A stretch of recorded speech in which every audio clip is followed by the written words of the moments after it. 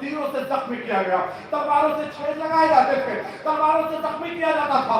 عزیزان ملت اسلام تاریخ بتاتی ہے کہ ابن زیاد کے فوجیوں نے ابن زیاد کے حکم پر امام مسلم ابن عقیل کو تڑپا تڑپا کر شہید کر دیتی ہے۔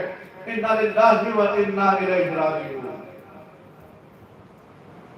آخر کوفہ کی سرزمین خاندان نبوت کے چشم و چراغ امام مسلم ابن عقیل کے خون سے سرخ ہو جاتی ہے۔ حال تقدیر کا تماشا، جن لوگوں نے وفا کے دعوے کیے تھے، آج وہ خاندان نبوت کے چشم و چراغ امام مسلم ابن عقیل کی تڑپتی ہوئی لاش کے سامنے کھڑے مسکرا رہے تھے۔ ابھی شقاوتوں کی انتہا نہیں ہوئی تھی، جور و ستم کی بازی میں بدبختوں کا سایہ اور گھناؤنا ہوتا جا رہا تھا کہ اچانک رات کے سناٹے میں ابن زیاد کے ایک منادی نے یہ اعلان کر دیا کہ مسلم ابن عقیل کا کام تو ہم نے پورا کر دیا ہے۔ مسلم ابن عقیل کے وہ دونوں چھوٹے بچے جو ان کے ساتھ آئے تھے کہیں روپوش ہو گئے ہیں، جو انہیں گرفتار کر کے لائے گا اسے بڑا انعام دیا جائے گا، جو انہیں پناہ دے گا اسے سخت سزا دی جائے گی۔ تو عزیزان محترم، کوئی کتنا ہی بڑا دشمن ہو، چھوٹے چھوٹے بچوں سے اسے کیا تکلیف پہنچ سکتی ہے؟ مگر ظالموں کو خاندان نبوت سے دشمنی تھی، خاندان نبوت سے سخت طرح کا عناد تھا۔ تو اعلان کیا کہ مسلم ابن عقیل کے بچوں کو گرفتار کر کے لائے گا اسے بڑا انعام دیا جائے گا، جو انہیں پناہ دے گا سخت سزا دی جائے گی۔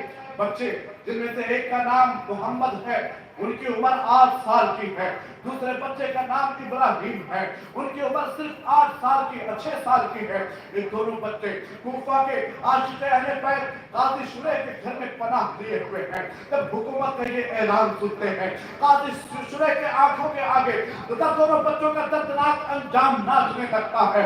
قاضی شریح بے چین و بے قرار ہو جاتے ہیں، اور اسی بے چینی کے عالم میں آپ اپنے بیٹے کو آواز دیتے ہیں، اے میرے بیٹے، میرے لگتے جگر، آج کوفہ کی آبادی کے قریب سے ہو کر ایک قافلہ آج رات مدینہ منورہ جائے گا۔ ان دو بچوں کو لے جا کر رات کے اندھیرے میں اس آبادی کو اس قافلے کے ساتھ کر دینا تاکہ ان کی ننگی جانب بچ جائے اور یہ صحیح سلامت مدینہ منورہ پہنچ جائے۔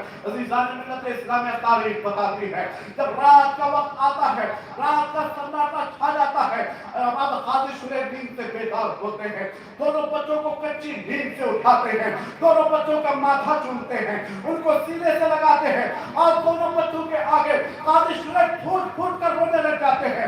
دونوں بچے جو اب تک اپنے باپ کی شہادت سے بے خبر تھے، قاضی شریح کو روتا ہوا دیکھا، پھوٹ کر روتا ہوا دیکھا، تو قاضی شریح سے کہتے ہیں، اے عاشق اہل بیت، اس طرح پھوٹ پڑنے والی ہمدردی ہمارے خاندان میں یتیموں کے ساتھ کی جاتی ہے، کہیں ہم یتیم تو نہیں ہو گئے۔ حضرت قاضی شریح دونوں بچوں کو سینے سے لگاتے ہیں اور فرماتے ہیں، گلشن رسول کے مہکتے پھوٹو، تمہارے نازوں کا چمن گزر گیا ہے، ظالموں نے تمہارے باپ مسلم ابن عقیل کو شہید کر دیا ہے، اب یہ ظالم تمہارے خون کے پیاسے ہو گئے ہیں، میں چاہتا ہوں کہ میرا بیٹا تمہیں لے جا کر مدینے جانے والے قافلے کے ساتھ کر دے تاکہ تمہارے ننھی نانی جانب بچ جائے۔ تو عزیزان ملت اسلامیہ، آؤ ذرا تقدیر کا تماشا دیکھو۔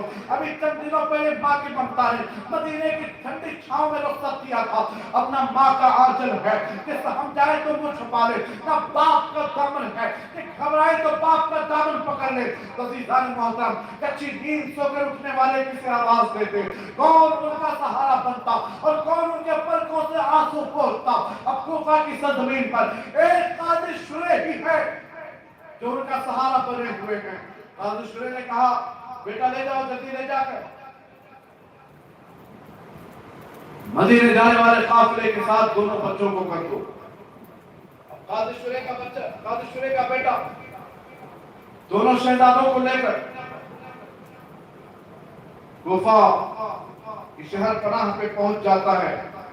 جب اس نے شہر پناہ پہ جب وہ پہنچتا ہے تو کیا دیکھا کہ قافلہ کچھ ہی دور پر ہے اور قافلے والوں کے قدموں سے اٹھنے والی دھول دکھائی دے رہی ہے۔ تو وہ بچوں کو اشارہ کر کے کہتا ہے، بچوں وہ دیکھو، جاؤ، وہ دیکھو قافلہ گزر رہا ہے، ان کے قدموں سے اٹھنے والی دھول تمہیں نظر آتی ہے؟ بچوں نے کہا، ہاں نظر آتی ہے۔ کہا، جلدی دوڑ دوڑ کر قافلے میں شامل ہو جاؤ۔ اب دونوں بچے دوڑتے ہیں، قاضی شریح کے بیٹے کی نگاہوں سے اوجھل اور غائب ہو جاتے ہیں۔ آؤ ذرا تقدیر کا تماشا دیکھو۔